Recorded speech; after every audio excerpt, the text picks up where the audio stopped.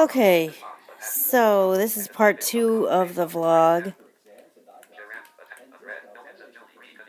And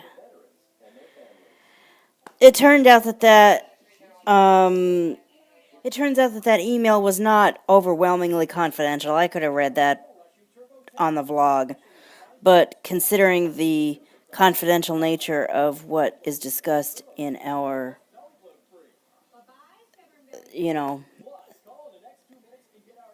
given the confidential nature of the things that we discuss, I just won't do it.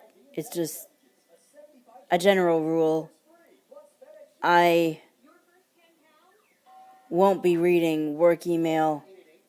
I don't know if I'll even be reading personal email, but I definitely won't be reading work email on a vlog. To get a separate iCloud account for YouTube, or not to get a separate iCloud account for YouTube? That is the question. I just got a notification that there's not enough iCloud storage. And then when I tried to buy more, it told me that I couldn't do it right now. This thing's being modified. Whatever that means. You know, I was thinking about this last night. Let's say that it is in fact a problem with the hardware in my iPod.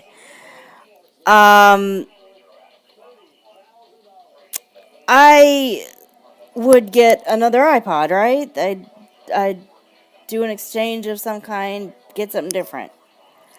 I would set it up with my iCloud, and all this crap would get onto my YouTube iPod that I really don't need there, because it would be an iCloud backup. I wonder if I should just create a new iCloud account specifically for my iPod that is dedicated to solely YouTube. And then I would use that, and then all my apps, all of this stuff that I would want on my phone that I truly don't need on my YouTube. I mean, I don't need my work-related apps on my iPod YouTube. I might decide to get Facebook and Twitter just because, well, I've got a Facebook account that I haven't decided for sure yet to use as my YouTube account. And my Twitter account I could use, my Twitter account I kind of was planning on using for YouTube, but it's not like I got 3 million subscribers wanting to follow me. It's at the real NV87, by the way, if you do. But anyway, but the point is, I've got all these apps. I mean, I've got 5 pages worth of apps, or 3 pages if you're using an iPhone 6. I've got an iPhone SE. Technically, I've got an iPhone 6, but don't even get me started on that piece of machinery. I did a whole separate video on how that thing is demoted to only being my Apple Watch, the way my Apple Watch connects to Bluetooth and therefore kind of stays in touch with what I'm doing. Because I'm not going to talk about that anymore. I talked about that already. But anyway, I've got an iPhone 5 SE, and I've got 5 pages worth of apps there. Some of them I may well delete. I mean, I don't know. Maybe I will, maybe I won't.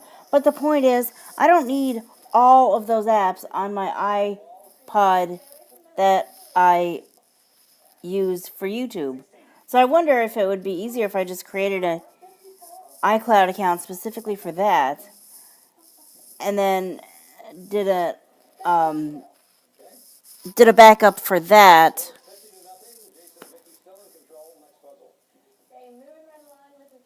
I should seriously think about that, maybe even do it. I gotta say, this is really cool. I didn't even, I've had this option. I think I've had this option since I've had this option since I've had this option since I've had this Comcast,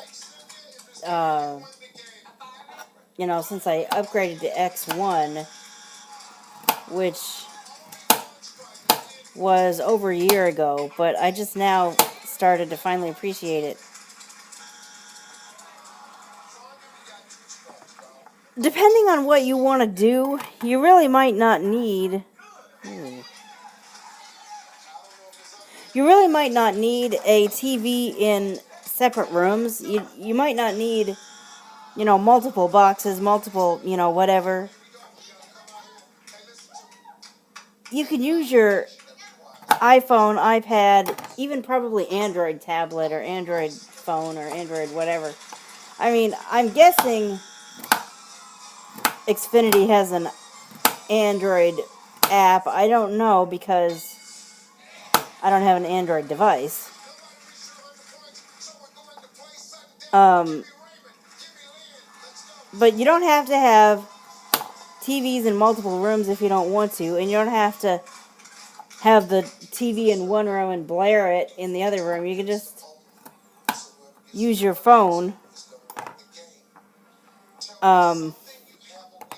Because I'm blessed enough that my cable company has an app that is accessible enough with voiceover. I think I did a voiceover... Well, no, I'm going to finish that sentence. I'm lucky enough that my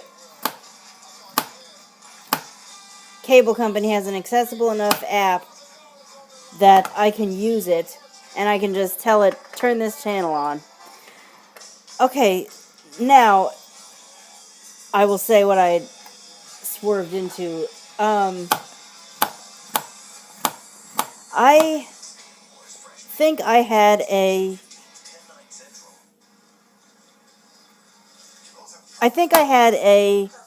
video. I made a video before explaining what voiceover is and what it means for something to be accessible.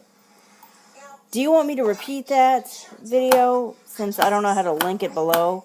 Well, I wouldn't even know how to find it, let alone link it below. Well, yeah.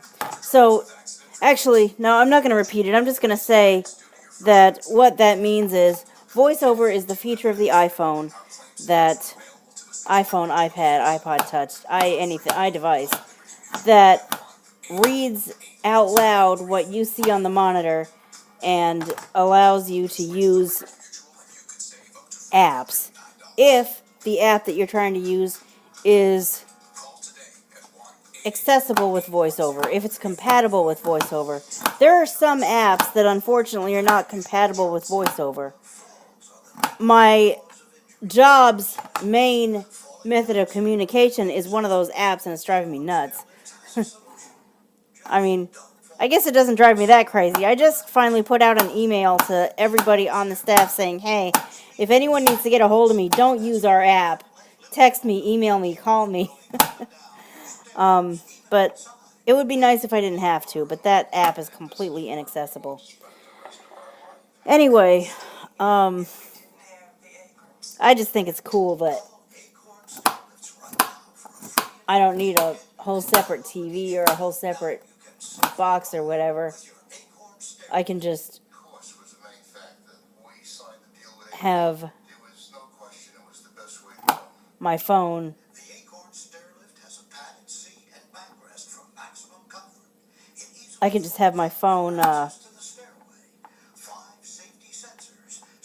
out where I am and watch it that easily. So I don't know how exactly this day's going to play out. Normally I make this kind of thing for dinner. Well, normally I make kind of this for dinner. I'm kind of weird. I tend to find a recipe or a thing that I like and just eat it night in and night out. A lot of people would go, gee, Minnie Crow, why would you eat that over and over and over again? create some variety. Well, I know I should, but it's not like I'm feeding other people that would... I mean, if I was feeding somebody else, I would be on the hunt for different recipes to kind of vary it out a little bit, but... And maybe I should still do that, but...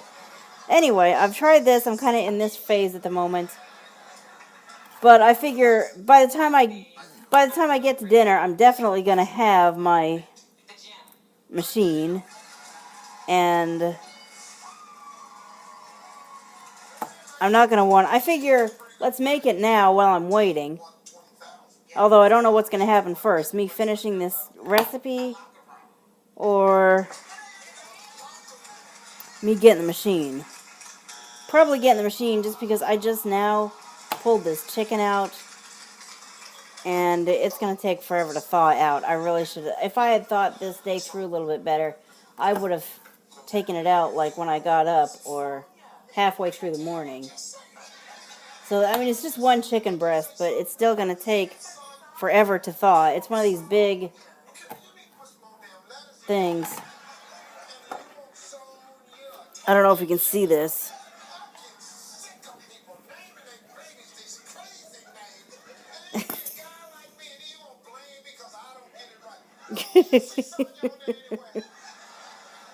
Yeah, well, I don't blame people for not getting my name right because my name, I mean, Anne's pretty simple, but I go by Anne. That's not my actual name. My actual name's just what he's talking about. Impossible to... If people are not misspelling it, they're mispronouncing it, and it's like, okay, you know what, just... That's why I just said, okay, Anne's easy. Just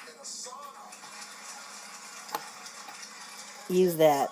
Anyway, shoot, what was I going to say? I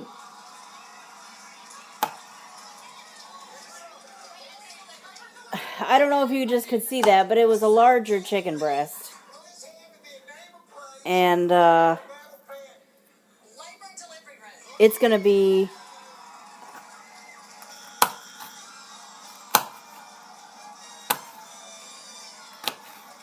It's going to take a while for that to thaw, so that's going to slow the whole thing down. Okay, we are basically at time, or we're going to be at time if I say much more. So I'm just going to call this the end of part 2, and stay tuned for part 3.